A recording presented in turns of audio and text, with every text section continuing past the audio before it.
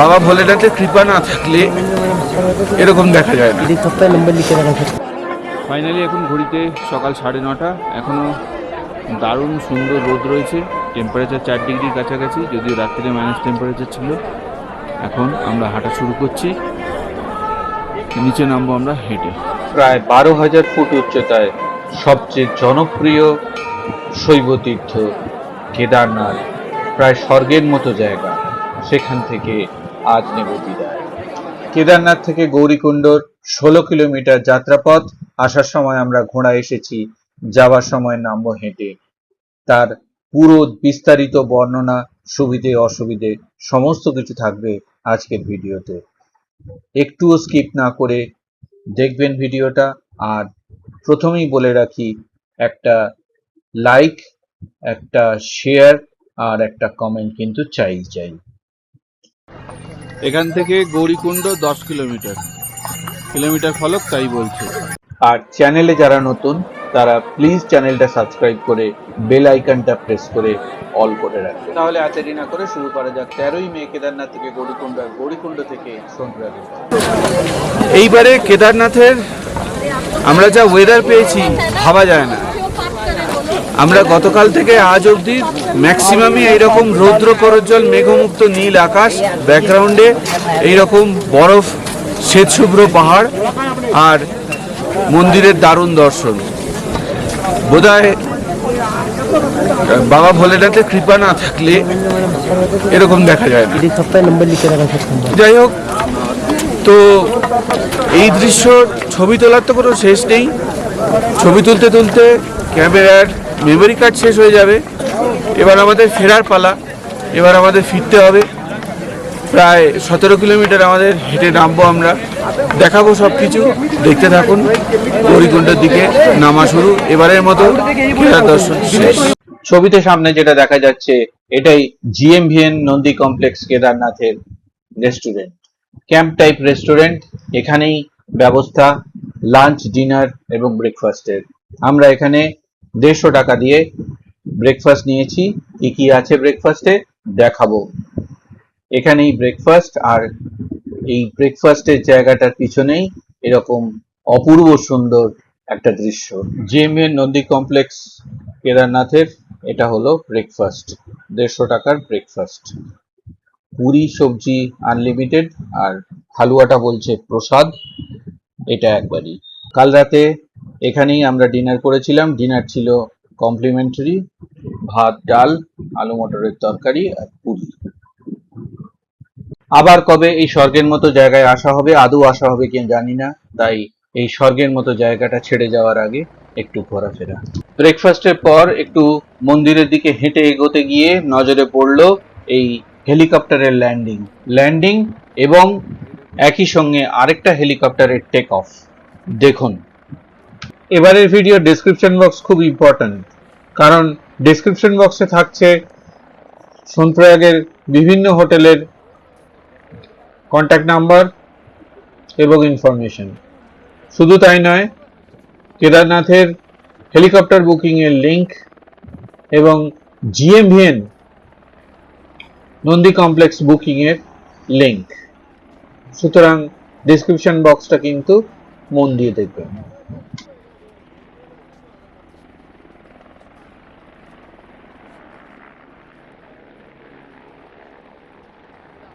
এই দেখুন, কেদারনাথের হেলিপ্যাড থেকে আর একটা হেলিকপ্টার টেক অফ করছে।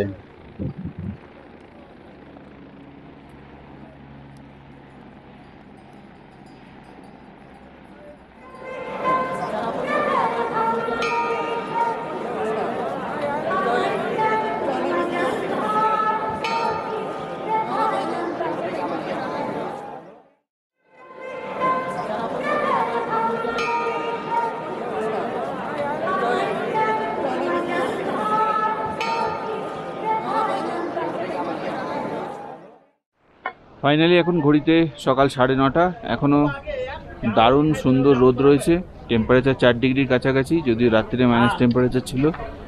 এখন আমরা হাঁটা শুরু করছি, নিচে নামবো আমরা হেঁটে। শুরু করি, দেখাবো, দেখতে থাকুন।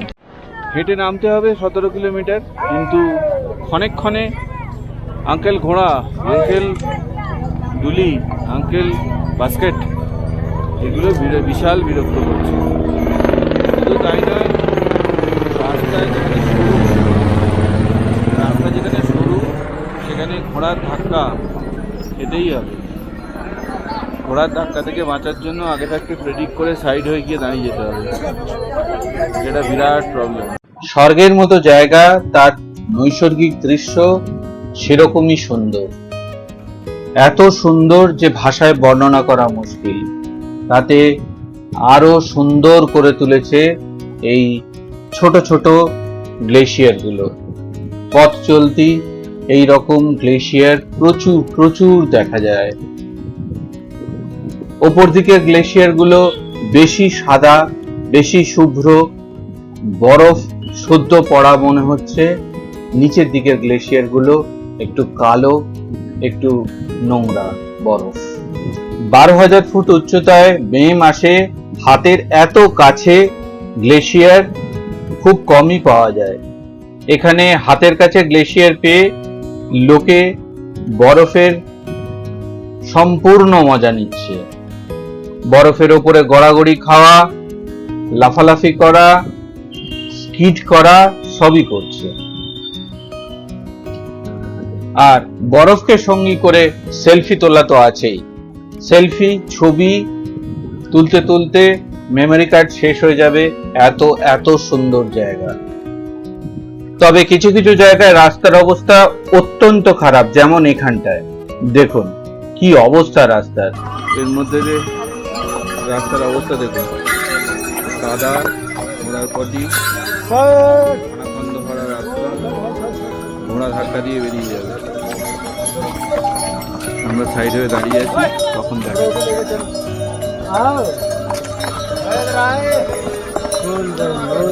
এখন পাস করছি বড়ালিঞ্চলি। কিছুক্ষণ অন্তর অন্তর দেখা যাবে এই হেলিকপ্টার, যদিও টিকিট কেটে চড়া খুব মুশকিল। এখানেও একটা গ্লেশিয়ার, কিন্তু কালো হয়ে গেছে। রাস্তা পেরিয়ে নেমে নিচে চলে গেছে। ওই ওপরে সাদা লাইন বরফের, দেখুন ওইখান থেকে গ্লেশিয়ার নেমে আসছে, এদিকেও আছে। ওই অংশটা পাহাড়ে ভাঁজে ঢুকে গেছে, দেখা যাচ্ছে সাদা বরফ, লোকে মজা করছে। রাস্তাটা পুরো জলে ভর্তি হয়ে গেছে, বরফ গলছে একটু একটু করে। এখান দিয়ে নেমে চলে গেছে নিচে।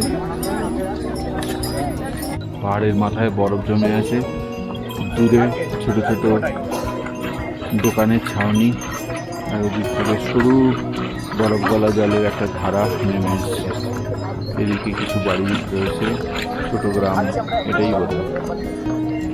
এই বাড়িগুলোর সমন্বয়ে কিন্তু এখানে গ্রাম। আর এই রাস্তা উঠে আসছে, আমরা নামবো এখান দিয়ে। মোটামুটি 5-6 কিলোমিটার কভার হয়েছে। এখনকার দৃশ্যটা দেখাচ্ছি, ওই দিক থেকে আমরা এসেছি, যাবো এই দিকে। আবার পাহাড়ের মাথাটা খুলেছে, মেঘ সরেছে, রোদ পড়ছে। এই ওয়েদার যেটা আমরা পেয়েছি সেটা কিন্তু সত্যি কপাল। মে মাসে কিন্তু এরকম ওয়েদার দুদিন এরকম শুকনো কখনো পায় না। এই দিকটা হচ্ছে এরকম। এখান থেকে বড়ালিঞ্চলি 0.5 কিলোমিটার। এই হচ্ছে বড়ালিঞ্চলির। যারা পুরো 16 কিলোমিটার একবারে হাঁটতে পারবেন না, তাদের জন্য রয়েছে ট্রানজিট অ্যাকোমোডেশন লিঞ্চলিতে। গৌরীকুণ্ড থেকে 11 কিলোমিটার আর কেদারনাথ থেকে 5 কিলোমিটারের ডিস্টেন্সে লিঞ্চলিতে রয়েছে শিবলোক কটেজেস। এটা হচ্ছে একটা শর্টকাট। নামার সময় খুব ইজি, যাওয়ার সময় ধরলে এরকম অনেক শর্টকাট আছে, তাড়াতাড়ি যাবে, কিন্তু স্টিফ অনেক বেশি মিলছে এই রাস্তায়। ছেলেছি লিঞ্চলি বিখ্যাত তার চড়াইয়ের জন্য। ভীমবালি 3.5 কিলোমিটার স্টোন বলছে। বড়া লিঞ্চলি ক্রস করে আরো 5 কিলোমিটার এগিয়েছে। এখানে বরফ গলে ঝর্ণার মতো নামছে, আর এখানে বরফ জমে আছে গ্লেশিয়ারের মধ্যে, তবে কালো বরফ। জনগণ মজা নিচ্ছে।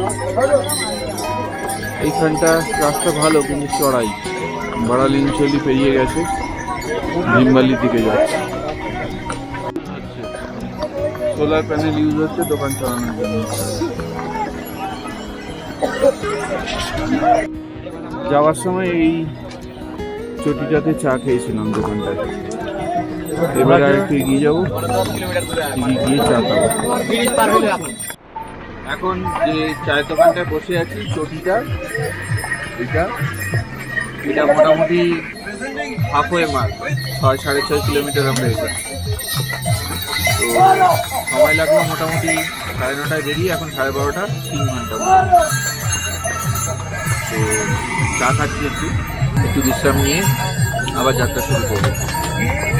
তবে এটা বলা ভালো যে আপনারা যদি আসেন, ওঠার সময় আপনাদের বয়স, শারীরিক ক্ষমতা সব কিছু বুঝে হেঁটে ওঠার চিন্তা করবেন। হেঁটে ওঠার সময় রাস্তা কিছু জায়গায় যেমন খুবই খারাপ, ঝড়পাটি পড়ে আছে, কাদা জল, ভেঙে গেছে পাথর, সেটার সঙ্গে চড়াইয়ের প্রবলেম। রাস্তা কিন্তু বেশিটাই চড়াই, উতরাই কম। নামার সময় হেঁটে নামতে পারেন সৌন্দর্য দেখতে দেখতে। এই রাস্তাগুলো উত্তরাখণ্ড গভর্নমেন্ট এবং মন্দির কমিটির যে আয় হয় তার থেকে অনায়াসেই ভালো করতে পারে, কিন্তু টুরিস্ট ফ্রেন্ডলি রাস্তা এরা করার চেষ্টা এগিয়ে। যদি করে তাহলে এই বিট্টু, পালকি বা টুলি বা ওরা এদের আয় কমে যাবে, বন্ধ হয়ে যাবে। শুধু এই কারণেই এরা রাস্তাটা যেমন তেমন করে। এখান থেকে গৌরীকুণ্ড 10 কিলোমিটার ফলক তাই বলছে। মোটামুটি আমরা 1/3 রাস্তা এসেছি, 1/3 একটু বেশি। হয়তো বৃষ্টি হতে পারে বা হচ্ছে। নিচে কিন্তু এখনো সুন্দর রোদ আছে। এটাই হচ্ছে পাহাড়ের স্পেশালিটি, এই রোদ, এই মেঘ, এই বৃষ্টি।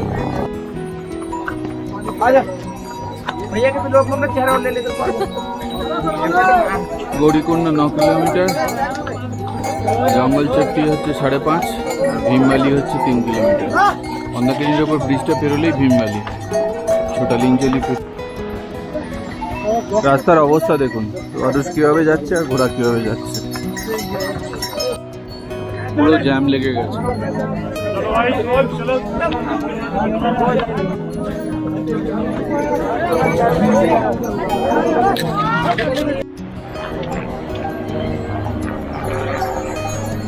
এই হলো রাস্তার অবস্থা।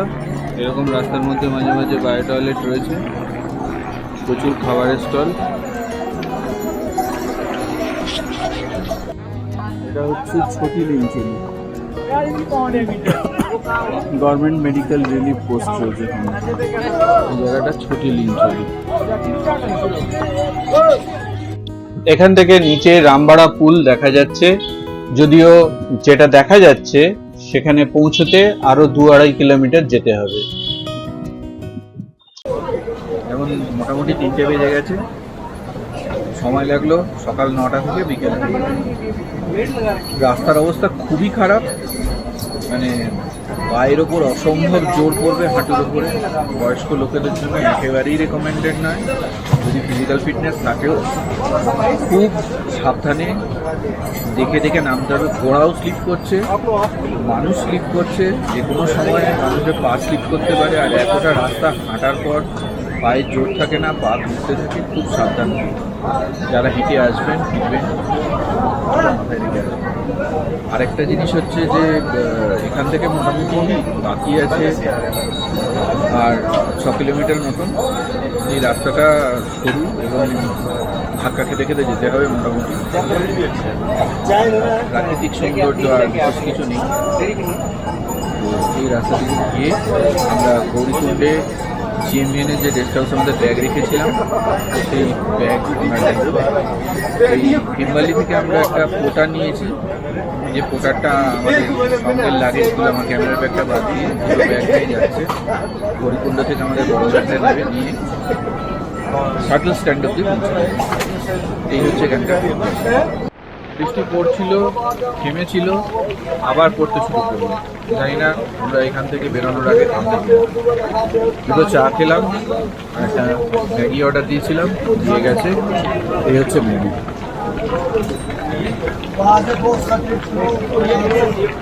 দাম কত আমি জিজ্ঞেস করিনি, জলের বোতল নিচ্ছি, দেখা যাচ্ছে। আমার পিছনে রামবাড়া পুল। এই রামবাড়া পুল থেকে বেরোলাম, এখান থেকে 7 কিলোমিটার রাস্তা। যাই, দেখাবো।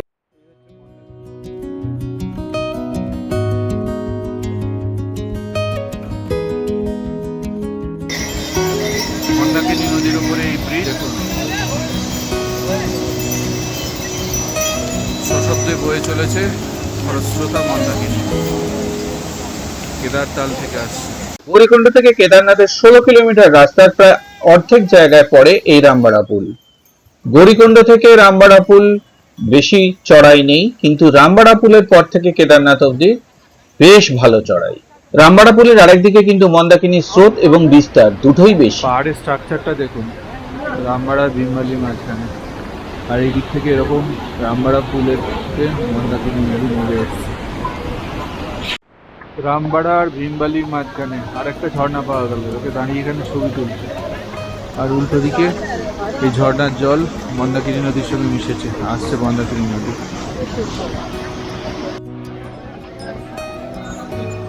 এখান থেকে হচ্ছে জেলা পরিষদ ভীমবালি। ভীমবালি শুরু হলো। Government medical relief post Bhimbali. এই হচ্ছে ভীমবালি। দেখা যাচ্ছে GMVN রেস্টুরেন্ট ভীমবালি। এই ভীমবালিতে রয়েছে GMVN কটেজ ভীমা, এখানে থাকার ব্যবস্থাও রয়েছে। এই ঝর্ণা আর এই রক কাট, দারুণ একটা দৃশ্যপট তৈরি করে। 4:30 জঙ্গলচটির একটু আগে, জঙ্গলচটি থেকে 3.5 কিলোমিটার। এখন এখানে রাস্তায় বিভিন্ন বসার জায়গা রয়েছে। এখন বসার জায়গার জন্য কাউকে বলতে হচ্ছে না, বসার জায়গা খালি পেলেই আমরা বসে পড়ছি। পাথর জড়ো করে করে নতুন করে পাহাড় বাঁধানো হয়েছে। এই দিক দিয়ে নেমে গেছে। 6টা বাজতে চললো প্রায়। জঙ্গলচটি থেকে গৌরীকুণ্ড আর 3.5 কিলোমিটার। শেষের দিকে মনে হচ্ছে রাস্তা যেন ফুরোচ্ছে না। মোটামুটি এটাই লাস্ট টি ব্রেক, এরপরে গৌরীকুণ্ডে যাব, লাগেজ নেবো, তারপরে জঙ্গলচটি। কেদারনাথ থেকে গৌরীকুণ্ড যাত্রা শেষ। এই তোরণ মানেই আমরা গৌরীকুণ্ডে পৌঁছে গেলাম। পাহাড়ি জায়গায় যেমন হয় যে ফ্লোরে গাড়ি থামলো সেটাই হচ্ছে টপ ফ্লোর, আর নিচে পরপর ফ্লোর গুলো রয়েছে, তার নিচের ফ্লোরেই আছি আমরা। ওই ডান দিকে রুম থামা, এটা আমাদের জন্য অ্যালট করা রুমটা বেশ বড়। কিরকম আপনারা দেখুন। একটু প্রয়োজনীয় কথা বলে নি, কেদারনাথ থেকে গৌরীকুণ্ড 16 কিলোমিটার হলেও গৌরীকুণ্ড থেকে সোনপ্রয়াগ কিন্তু আরো 4 কিলোমিটার। এখানে প্রচুর চার্জিং পয়েন্ট আছে, আমার জন্য বিরাট সুবিধাজনক। এদিকে একটা আছে, পাশেও আছে। এদিকে ওয়াশরুম, এখানে দুটো চেয়ার, দুটো বিশাল বিশাল ডবল বেড খাট আমাদের দুজনের জন্য, তো লাগেই না, মোর দ্যান এনাফ। আর এখানেও চার্জিং পয়েন্ট রয়েছে দুটো, নিচে একটা। আর ওয়াশরুমটা দেখিয়ে দিই, বিশাল বড় washroom with all the facilities. কিছু ইম্পর্টেন্ট কথা বলে রাখি, সকাল 9:30 থেকে রাত্রি 9:30 মানে 12 ঘন্টা লেগেছিল আমাদের গৌরীকুণ্ড পৌঁছতে, আর আরো 3 ঘন্টা লেগেছিল আমাদের হোটেল অবধি পৌঁছতে। এবারে যেটা বলার কথা, মোবাইলের চার্জ শেষ হয়ে গেছিল, পাওয়ার ব্যাংক নিয়ে যেতে ভুলে গেছি, সুতরাং আমাদের রাত্রে খাবারের কথা হোটেলে বলা হয়নি, হোটেলে কোনো খাবার ছিল না। আমার বন্ধু ড্রাই ফ্রুটস নিয়ে নাড়াচাড়া করছে, ওটাই আমাদের রাত্রে খাবার। এই জায়গাটা হচ্ছে হেলিপ্যাড, উঁচু জায়গাটা, এখান থেকে কেদারনাথের হেলিকপ্টার ছাড়ে। কাল রাতে সোনপ্রয়াগের শাটল যেখানে নামিয়ে দিল, সেখান থেকে 2 কিলোমিটার হেঁটে ঠিক এই জায়গাটাতেই অপেক্ষা করছিলাম আমাদের গাড়ির পিকআপের জন্য। আগামী পর্বে দেখুন সোনপ্রয়াগ থেকে বদ্রীনাথের সুদীর্ঘ 218 কিলোমিটারের যাত্রা এবং একই দিনে 2 ঘন্টা লাইন দিয়ে বদ্রী বিশালজির দর্শন।